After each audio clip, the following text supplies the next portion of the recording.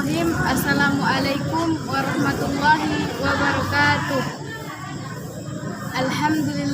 Alhamdulillahillazi at'ama alaina bi ni'mati imani wal islam. Asyhadu an la ilaha illallah wa asyhadu anna Muhammadan abduhu wa rasuluh. Amma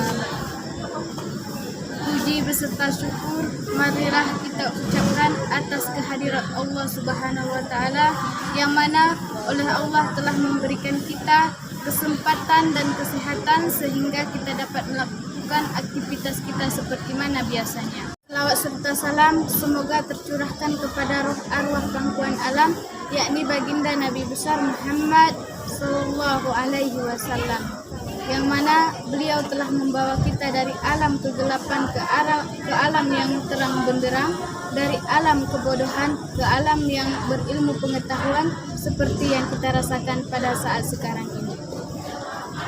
Adapun yang kami hormati Ibu Rika Kustina selaku dosen pengampu MK Retorika dan teman-teman yang satu arah dan satu tujuan dengan saya.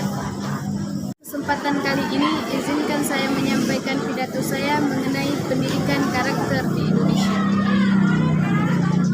Sekarang ini banyak sekali tindakan kriminal yang dapat kita lihat, mulai dari berbagai macam, baik melalui media siaran TV maupun dengan mata kepala kita sendiri. Seperti maraknya kasus korupsi, kolusi, dan nepotisme di kalangan pemerintah, BUMN maupun pemerintah pusat. Apa yang kita lihat dan apa yang kita dengar sebenarnya mengacu pada satu hal, yaitu karakter. Persoalan yang tidak kalah jauh adalah praktek tipu menipu dan mencontek saat ujian, bahkan plagiat. Kita sebagai peserta didik sudah terbiasa dengan hal tipu menipu saat ujian maupun plagiat. Bagaimana jika telah lulus dan bekerja? Bukankah hal tersebut akan melahirkan koruptor-koruptor baru di bangsa kita, khususnya bangsa Indonesia? Hal ini yang akan menyebabkan lahirnya korupsi-korupsi baru dan merajalela. Beberapa faktor tersebut menyatakan betapa pentingnya pendidikan karakter bagi generasi muda di Indonesia.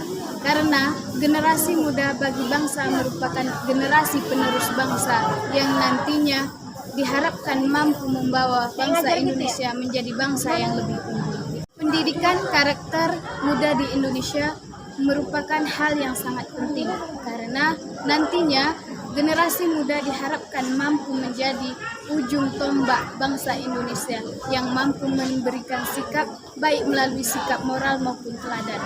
Mereka tidak harus pandai dan cerdas secara intelektual, tetapi mereka harus cerdas secara moral. Karakter di Indonesia dapat terwujud melalui 4 aspek.